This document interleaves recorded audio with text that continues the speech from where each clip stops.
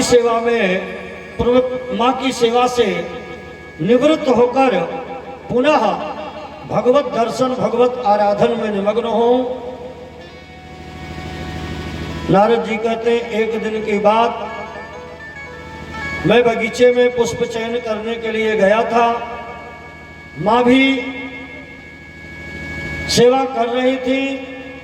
किसी ने आकर के मुझे बताया कि एकदा निर्गतां गेहात् गुह्यन्ति निशिगां पथि सर्पोदशत्पदास्पृष्टा कृपणा कालनोदिता। एक दिन की बात, मेरी माँ गौ दुहने के लिए जा रही थी। रास्ते में सर्प ने माँ को डस लिया। सर्पदंश से माँ की मृत्यु हुई। मुझको सूचना मिली। माँ के देहावसान को सुनकर मैं बिल्कुल व्यथित हो गया, पीड़ित हो गया, दुखित हो गया, क्योंकि माँ माँ होती है। माँ का वियोग मुझे इतना पीड़ित किया और साथ में वो वेदना, वो दुख, उसको सहन करते हुए मन में थोड़ा सा एक आशा की किरणें जगी कि चलो माँ का देहावसान हुआ, मेरा बंधन मुक्त हुआ। मैं अब मैं स्वच्छंद होकर संतों की सेवा में, तीर्थों में पहुंच करके भगवान के विविध स्वरूपों का दर्शन करूंगा और संतों की कृपा से, संतों की संगति के प्रभाव से, संतों के द्वारा निर्दिष्ट उपदेश के प्रभाव से मैं दूसरे जन्म में ब्रह्मा जी की गोद से उनका मानस पुत्र बना। इसलिए व्यास जी, तुम भगवत भक्तों की, भगवान की और भगवान के भक्तों की महिमा लिखो। देखो भगवान कितना अपने भक्तों पर प्यार करते हैं। एक दिन की बात, मैं हरिनाम संकीर्तन करते हुए वैकुंठ में पहुंचा। कीर्तन से भगवान इतने प्रसन्न हुए कि उन्होंने लक्ष्मी जी का जो प्रिय वाद्य है वीणा, वो वीणा उठा करके मुझको दे दिया। नारद, लो ये वीणा बजा करके तुम हरिनाम संकीर्तन करना। भगवान कितना अपने भक्तों पर प्यार करते हैं, कितना स्नेह करते हैं, मैंने यहां से देखा। मेरा जीवन परिवर्तित हुआ संतों की संगति से। इसलिए ना व्यास जी, तुम भी संतों की, भक्तों की एवं भगवान की महिमा परक ग्रंथ लिखो। आदेश देकर और चतुश्लोकी भागवत का उपदेश कर श्री नारद जी महाराज वहां से प्रस्थान किए।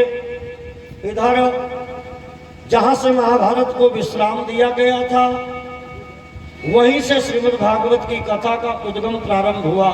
अब बोले यदा मृधे कौरव सृंजयानां वीरेश्वथो वीरगतिं गतेषु वृकोदरा विद्ध गदाभिमर्शो भगनोरुदंडे धृतराष्ट्रपुत्रे। श्री सूत जी महाराज कहते हैं, सौनकादि ऋषियों, महाभारत के युद्ध में कौरवों के महाराज धृतराष्ट्र के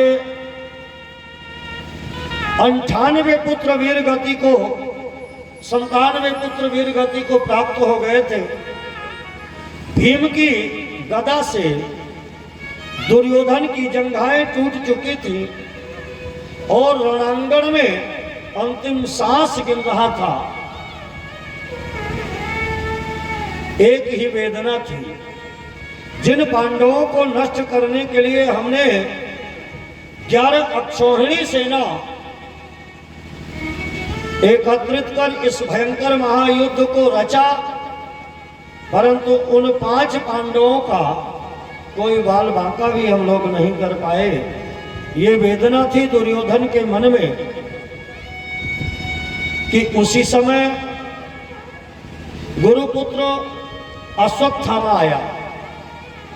अश्वत्थामा ने दुर्योधन से पूछा, दुर्योधन क्यों दुखी हो? क्या राज्य जाने से दुखी हो या संतान में भाइयों की मृत्यु से दुखी हो?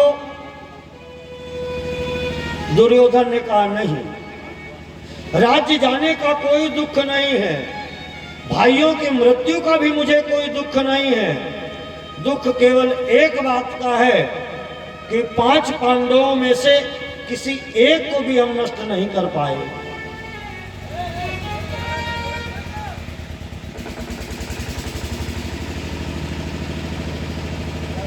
यदि 5 पांडवों में से एक को भी हम समाप्त कर पाते तो कम से कम हमें कुछ तसल्ली रहती।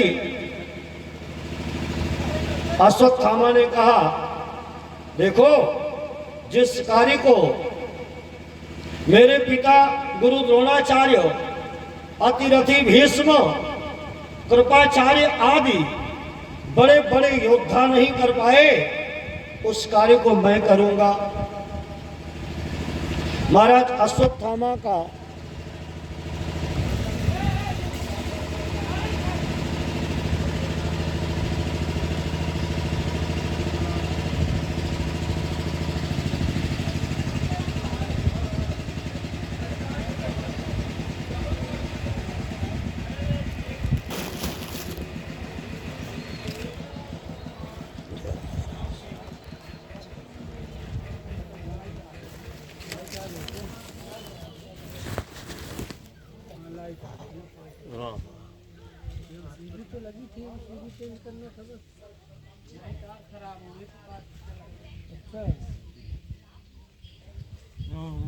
चलो फिर वैसे ही बोलते हैं और क्या फिर? हाँ, अच्छा, जोड़ रहे हैं, ठीक।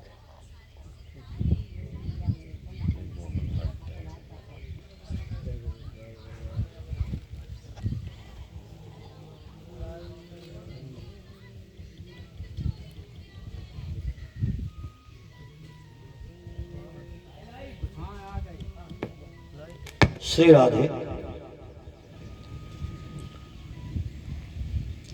अश्वत्थामा के ये कहने पर दुर्योधन ने अश्वत्थामा को सेनापति पद से अभिषिक्त किया और कहा, आज से हमारी सेना के सेना नायक आप हो। अश्वत्थामा चल दिया पांडवों की शिविर की ओर। इधर पांडव बैठे हुए आपस में मंत्रणा कर रहे थे, विचार विमर्श कर रहे थे, कल के युद्ध को कैसे जीता जाए, इस पर विचार विमर्श चल रहा था। भगवान श्री कृष्ण ने क्या किया, उन 5 पांडवों को कहा, भाई तुम मेरे शिविर में आ जाओ, वहां बैठ करके चर्चा करेंगे। 5 पांडवों को लेकर के आ गए इधर भगवान अपने शिविर में, और द्रौपदी जी 5 पुत्रों को ला करके उस शिविर में लिटा दी जिसमें 5 पांडव लेटते थे। रात्रि है, भयंकर रात्रि है, काल रात्रि है। ये अश्वत्थामा चोरों की भांति छुप करके और तलवार लेकर के पांडवों के जो पुत्र लेटे हुए थे उस शिविर में प्रविष्ट हुआ और सोते हुए उन 5 पुत्रों के सिर को काटकर एक बर्तन में रखकर कपड़े से ढककर और प्रसन्न होकर के चल दिया।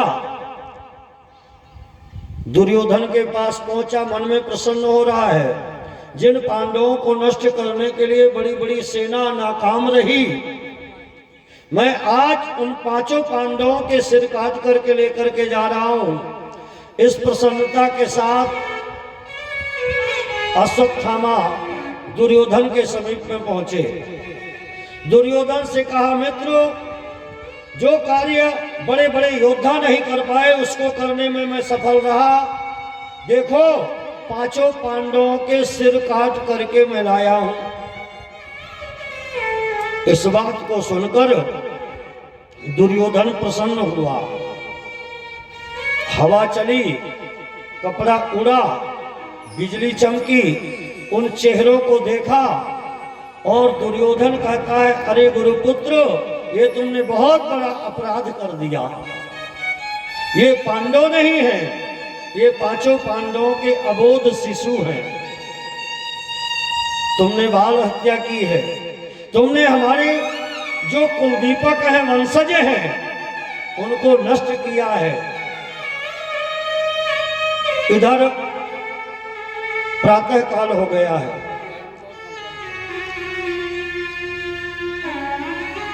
पांडवों के यहाँ परंपरा थी, ब्रह्म वेला में सब जग करके स्नानादि से निवृत्त हो जाते थे। सूर्योदय हो चुका है, परंतु ये पांचों बालक जगे नहीं। द्रौपदी ने दासी से कहा, बेटा जाओ देखो ये बच्चे अभी जगे क्यों नहीं, इनको जगा करके लाओ। दासी पहुंची उस शिविर में और सिर विहीन धड़ों को देखकर दासी अवाक रह गई। कुछ भी मुख से निकल नहीं रहा है। बहुत समय हो गया, द्रौपदी ने आवाज लगाई, अरे दासी, बेटों को जगा करके ला।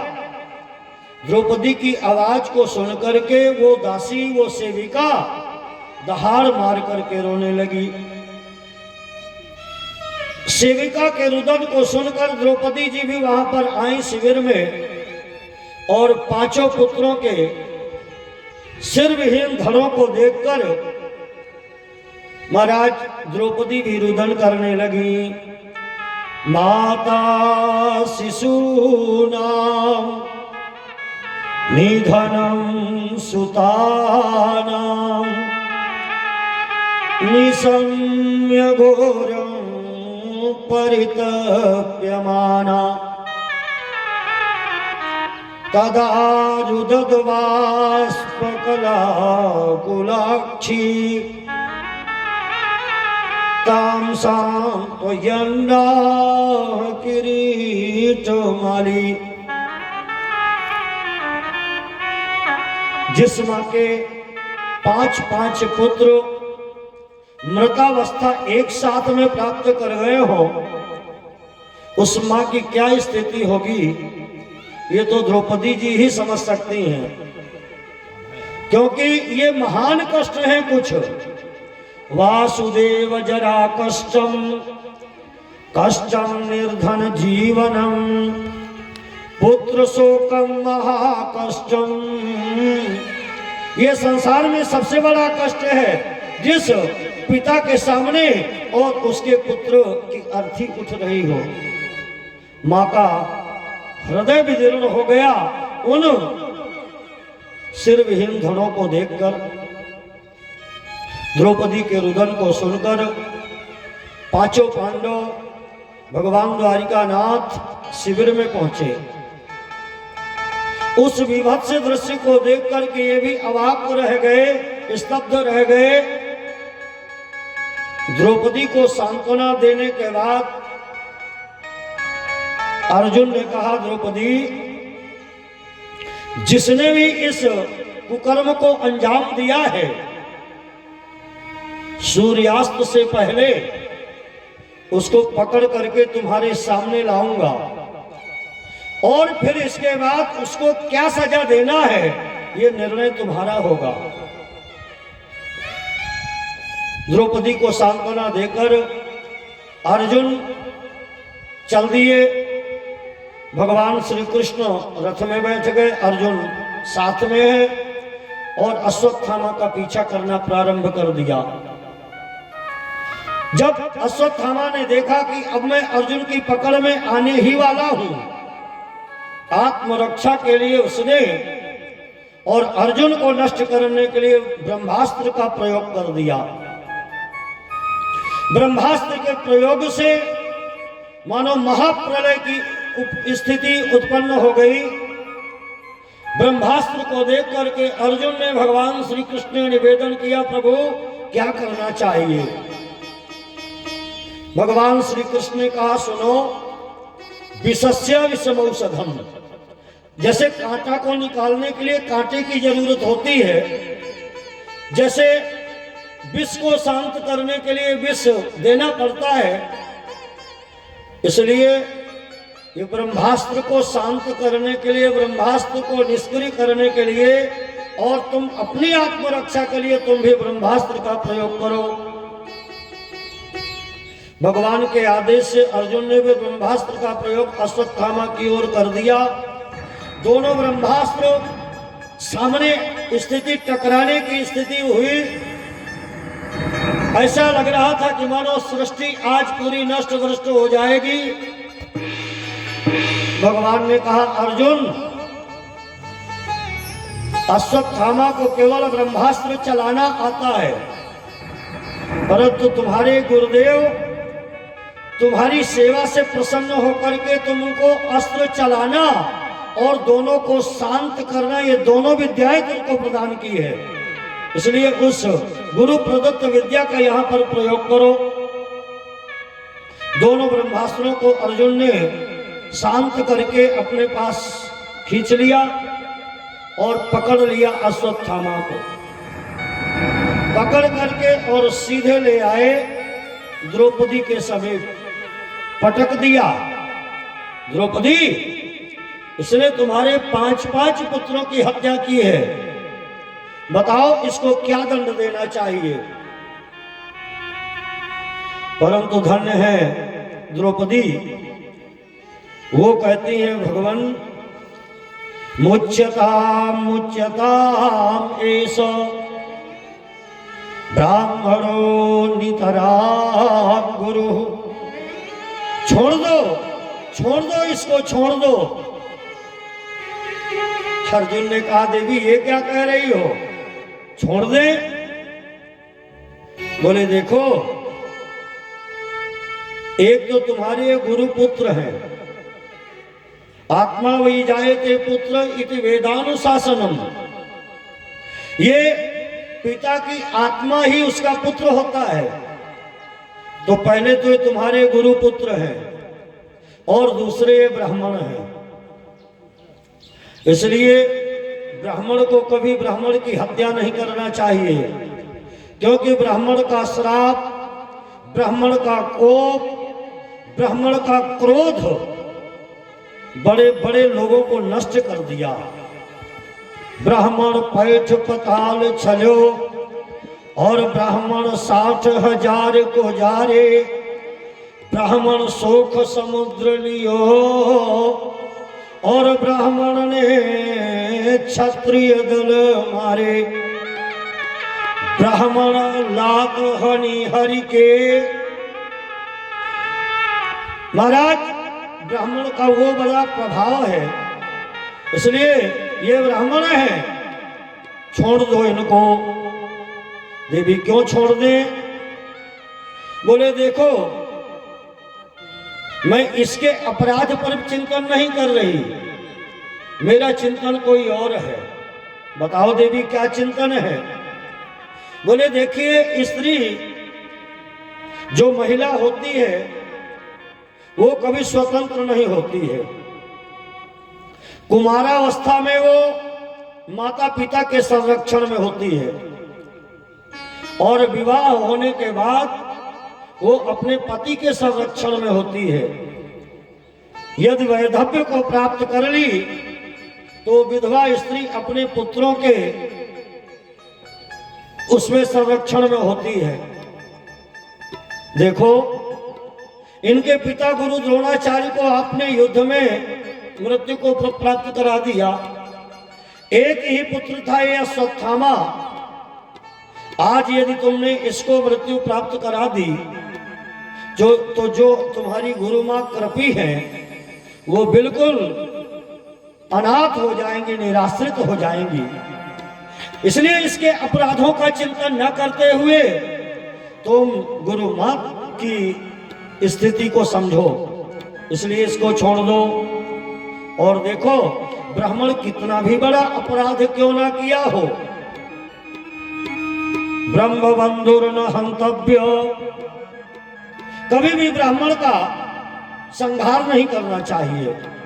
ब्राह्मण का सम्मान करो, ब्राह्मण का वंदन करो, ब्राह्मण की पूजा करो, ब्राह्मण से आशीर्वाद लो। ब्राह्मण का कभी भी अपमान नहीं करना चाहिए। इसलिए मुच्यताम ऐसा ब्राह्मणो नितराम गुरु। ब्राह्मण तो अरनिश गुरु है, श्रेष्ठ है, वंदनीय है, इसलिए इसको छोड़ दो। द्रौपदी जी कह रही छोड़ दो। इधर भीम दादा का खून खौल उठा, उसने कहा दोनों हटो, मैं इसको अभी तुरंत दंडित करता हूं। भीम चल दिए मारने के लिए, द्रौपदी चल दी पकड़ने के लिए, बचाने के लिए। अर्जुन देख रहे हैं भगवान की तरफ, क्या करूं इस स्थिति में, भाई का विरोध करूं या पत्नी की बात को मानूं, क्या करूं। भगवान ने कहा अर्जुन तुमने गीता सुनी है ना, मैंने गीता में कहा कि ब्रह्म बंधुर न हंतव्य आतताई बधारणा। ब्राह्मण का कभी हनन नहीं करना चाहिए और आतताई को कभी छोड़ना भी नहीं चाहिए। अर्जुन ने कहा भगवान आप जैसा न्यायाधीश यदि ये डिसीजन दे दे कि भाई ब्राह्मण को मारो मत और आतताई को छोड़ो मत। आतताई किसे कहते, अग्नि नाम गर्दश्चैव शस्त्र पाणी धनापह, जो अग्नि आग लगा देता हो, जहर दे देता हो, शस्त्र लेकर के धमकाता हो, बच्चों की हत्या करता हो, ये आतताइयों की श्रेणी में आते हैं। और आतताई कोई भी क्यों ना हो उसको दंड अवश्य देना चाहिए, भी मैंने कहा है। अर्जुन समझ गए क्या करना चाहिए मुझे। वपनम द्रविणा दानम स्थानान निर्यापनम तथा ऐसा ही ब्रह्म बंधोर्नाम बधो नान्योस्ति दैहिका। अर्जुन ने क्या किया, अश्वत्थामा को पकड़ा और उसके बाल आधे काट दिए और अपने शिविर से धक्का देकर के बाहर कर दिया, दोबारा दिखाई मत देना। प्रतिष्ठित व्यक्ति का, सम्माननीय व्यक्ति का यही समझ लो उसकी हत्या है। भाई कोई प्रतिष्ठित व्यक्ति हो और उसका आपने शब्द से यदि थोड़ा सा अपमान कर दिया तो वही उसके लिए मृत्यु के बराबर है। महाराज अश्वत्थामा को शिविर से बाहर कर दिया। अश्वत्थामा को कायदे से इन पांडवों का एहसान मानना चाहिए था, परंतु एहसान न मान करके ये बदले की भावना इसके मन में जगी और उत्तरा के गर्भ में गर्भस्थ शिशु को नष्ट करने का इसने कुकर्म करना प्रारंभ कर दिया, गर्भ को नष्ट करने के लिए। इधर महाराज युधिष्ठिर को राज्य पद पर अभिषिक्त कराकर भगवान द्वारिकानाथ द्वारिका के लिए चलने ही वाले थे। सब पांडवों ने भगवान की प्रशंसा, भगवान के द्वारा किए गए परोपकार, भगवान के द्वारा किए गए सहयोग की चर्चा कर रहे थे, भगवान की प्रशंसा कर रहे थे। उसी समय मां कुंती भी भगवान की स्तुति करती हैं। नमः पंकजनाभाय नमः पंकजमालिने नमः पंकजनेत्राय नमस्ते पंकजांघ्रे। भगवान की स्तुति करते हैं, प्रभु आपने हमारी और हमारे संतानों की पग पग में रक्षा की है। विशान महग्ने पुरुषाद दर्शनात् असत सभायाम वनवास कृक्षतः मृधे मृधेने कमहारथास्त्रतो द्रोण्यश्च तश्चास्म हरेभिरक्षिता।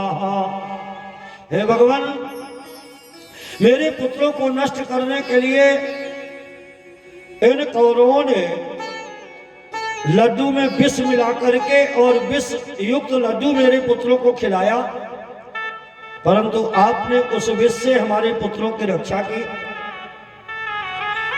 लाक्षा भवन में हमको जलाने का भी उपक्रम किया गया। हमारी पुत्र वधू की अस्मिता लज्जा को लूटने के लिए भी प्रयास किया गया, परंतु भगवान आपने हमारे बच्चों की पग पग में रक्षा की है। भगवान, जो भी आपकी आराधना उपासना करता है, आप उसे अवश्य कुछ ना कुछ देते हो, क्योंकि नियम है यम यम चिंत्यते कामम तम तम प्राप्नोति निश्चितम। भक्त आराधना करते समय जो भी मन में सत्संकल्प करता है, भगवान उसकी पूर्ति अवश्य करते हैं। कुंती कहती, आपने प्रत्येक आराधक को सब कुछ दिए हो, भगवान मैं भी आपसे कुछ मांगना चाहती हूं। भगवान द्वारिकानाथ ने कहा, बुआ, भक्तों से मैं अपने भक्तों से कभी भी कोई चीज छिपाव नहीं रखता, और भक्तों के लिए असंभव को भी मैं संभव कर देता हूं। जो अप्राप्य वस्तु है वो भी मैं भक्तों को उपलब्ध करा देता हूं। बताओ क्या चाहिए आपको? कुंती कहती है, भगवान विपदः सन्तु नः शश्वत् तत्र तत्र जगद्गुरो भवतो दर्शनं यत् स्यात् अपुनर्भव दर्शनम। हे भगवान, आप हम पर प्रसन्न हैं और हमें कुछ देना चाहते हैं, तो हे भगवान आप हमको विपत्ति दे दो, दुख दे दो। सुख की धूप कहीं पर छाया, कहीं तो है दुख की छाया। एक कन्हैया, बदल बदल कर रूप प्रभु ने सारे जग में दिखाया, इसलिए प्यारे हैं। जय हो। दुख भी मुझे प्यारे हैं, छोड़ूं मैं किसे भगवान, दोनों ही तुम्हारे हैं, दोनों ही तुम्हारे हैं। सुख की मुझे प्यारे हैं, दुख भी मुझे प्यारे हैं, छोड़ो मैं किसे भगवान, दोनों ही तुम्हारे हैं। छोड़ो मैं किसे भगवान, दोनों ही तुम्हारे हैं। दोनों मैं किसे भगवान, दोनों ही तुम्हारे हैं।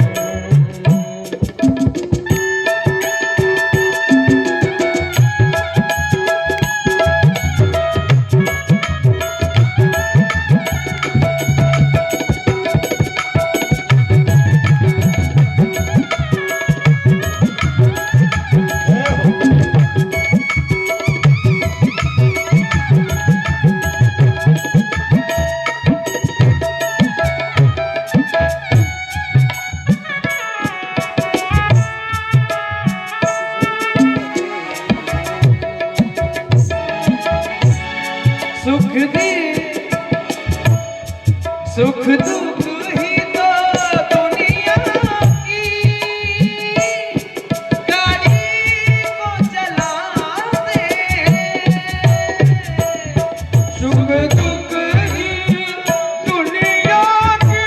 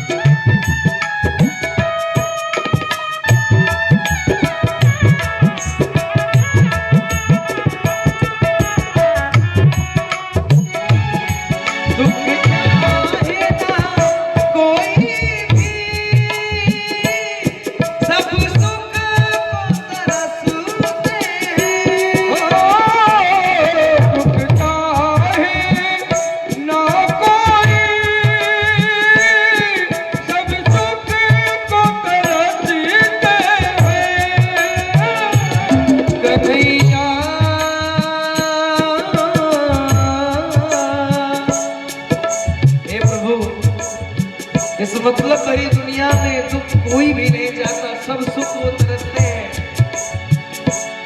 सुख में सब हंसते हैं, दुख में सब रोते हैं, दुख में सब रोते हैं। सुख मिले हैं जिसे उसने, दुख भी तो सहारे हैं। छोड़ू मैं भगवन,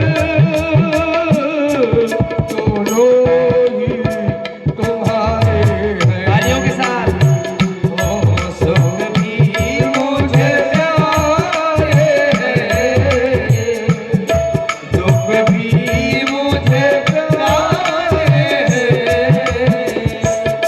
छोड़ू मैं भगवन, दोनों ही तुम्हारे हैं, दोनों ही तुम्हारे हैं, दोनों ही तुम्हारे हैं। विपदः सन्तु नाशस्व। हे भगवान, आप हमारे ऊपर यदि प्रसन्न है तो हमें शाश्वत निरंतर विपत्ति दे दीजिए, दुख दे दीजिए। भगवान कहते हैं बुआ, लोग एक अगरबत्ती दिखाते हैं मुझे और 2 चिनोरी चढ़ाते हैं और कहते हैं सुख संपत्ति घर आवे, कष्ट मिटे तन का। एक अगरबत्ती दिखा करके सुख संपत्ति धन वैभव यश कीर्ति सब कुछ मांग लेते हैं, परंतु तुम अनोखी भक्ता हो जो दुख मांग रही हो। कुंती जी कहती हैं, प्रभु सुख के माथे सिल पड़े, जो हरि हृदय से जाए, बलिहारी वा दुख की, जो पल पल नामो रटाए। भगवान, सुख में व्यक्ति मदोन्मत्त हो जाता है और आपको भूल जाता है, परंतु दुख ही एक ऐसा है कि दुख में अहर्निश भगवान की याद आती रहती है। भगवान, मैं जो मांग रही हूं, मेरे उसका तात्पर्य भाव एक यही है कि मेरा जो मन है, मेरी जो चित्तवृत्ति है, उस चित्तवृत्ति में आप अहर्निश बसे रहे। भगवान ने कुंती बुआ को वरदान देकर और भवन में आए। इधर भवन में एक दिन देखते हैं कि युधिष्ठिर जी बैठे हुए, अकेले में बैठ करके युधिष्ठिर जी रो रहे हैं। भगवान ने पूछा, धर्मराज आप क्यों रो रहे हो? युधिष्ठिर कहते हैं, द्वारिकानाथ, इतिहास और आने वाले समय में लोग मुझे क्या कहेंगे कि देखो युधिष्ठिर को थोड़े से राज्य के लिए, थोड़े से ऐश्वर्य वैभव विभव के लिए अपने पूरे कुल का नाश करा दिया। भगवान, ये संपत्ति, ये पद, ये राज सम्मान हमारे विनाश का कारण बना और उसका मुख्य कारण मैं हूं। यदि मैं इस राज्य को त्याग देता चित्तवृत्ति से, तो शायद ये संहार नहीं होता। इसका दोषी मैं हूं। भगवान ने बहुत समझाने की कोशिश की। को न काहू के सुख दुख कर दाता, निज कृत कर्म भोग सब भ्राता। कोई किसी को सुख दुख, कोई किसी की पदोन्नति और अवन्नति नहीं करा सकता। ये तो व्यक्ति के कर्म के फलस्वरूप उसे प्राप्त होता है।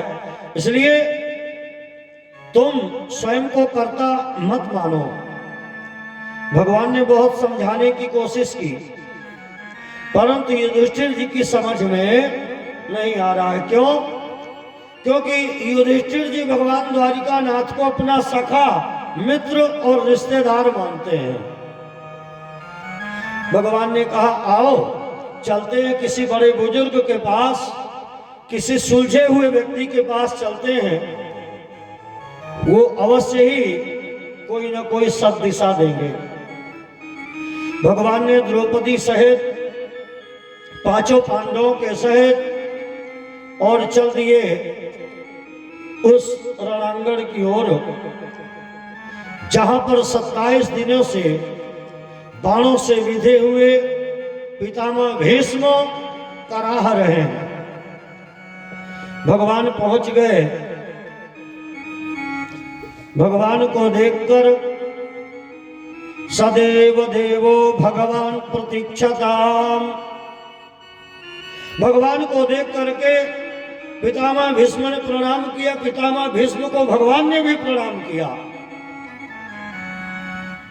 पितामह भीष्म ने कहा, हे माधव, हे जनार्दन, आपने मेरे ऊपर बहुत बड़ी कृपा की जो आकर के मुझे दर्शन दिया। कोई ना कोई तो कारण होगा आने का। भगवान कहते हैं, पितामह, ये आपके जो वंशज हैं युधिष्ठिर, ये अपने को कर्ता मान बैठे हैं और आप अनुभूतियों से बिल्कुल सिद्ध हैं। इसलिए आप इनका उचित मार्गदर्शन करें।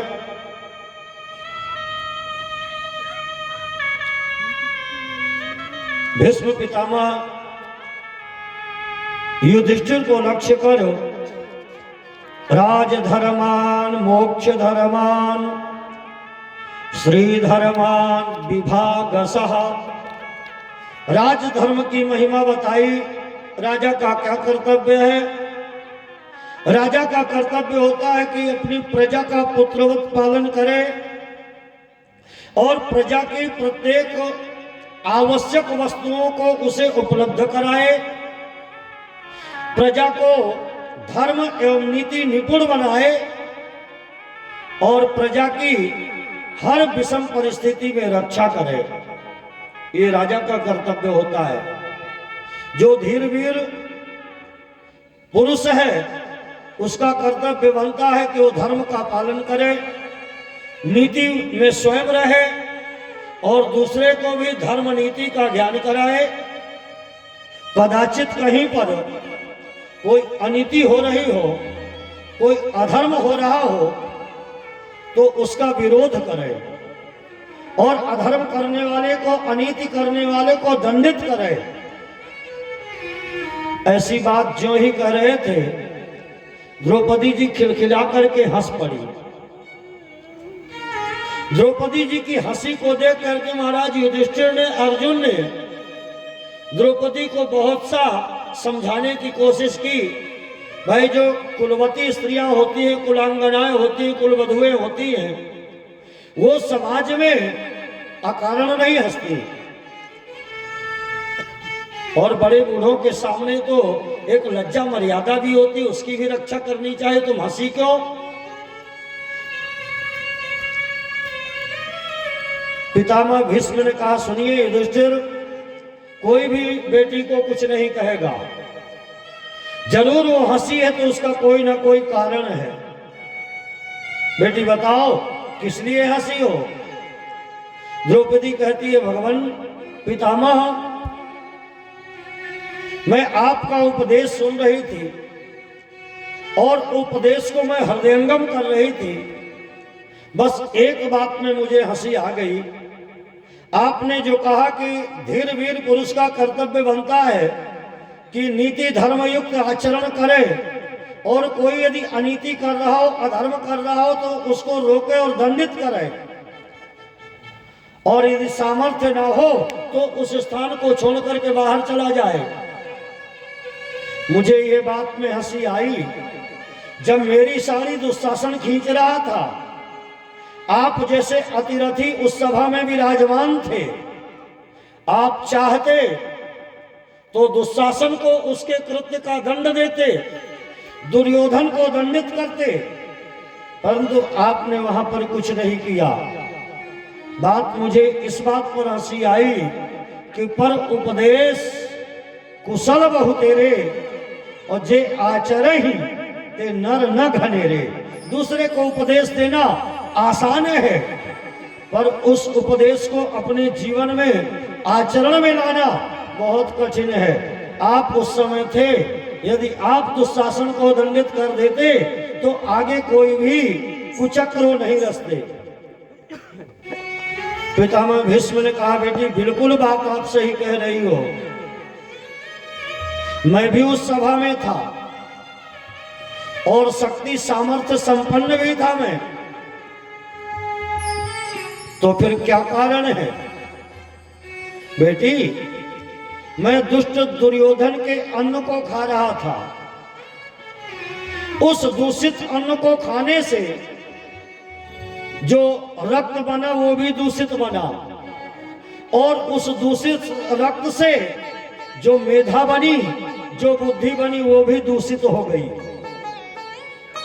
क्योंकि जैसा खाओ अन्न वैसा हो मन, और जैसा पियोगे पानी वैसी होगी वाणी। भाई गंगा जल पियोगे तो राम नाम निकलेगा, और यदि झूम बराबर झूम वाला पियोगे तो वहां राम राम नहीं निकलेगा, वहां केवल गाली ही निकलेगी। तो जैसा आप खाओगे, यदि सात्विक आहार है तो आपकी बुद्धि सात्विक होगी, राजसी आहार है तो राजसी होगी, और यदि तामसी आहार है तो बुद्धि तामसी होगी।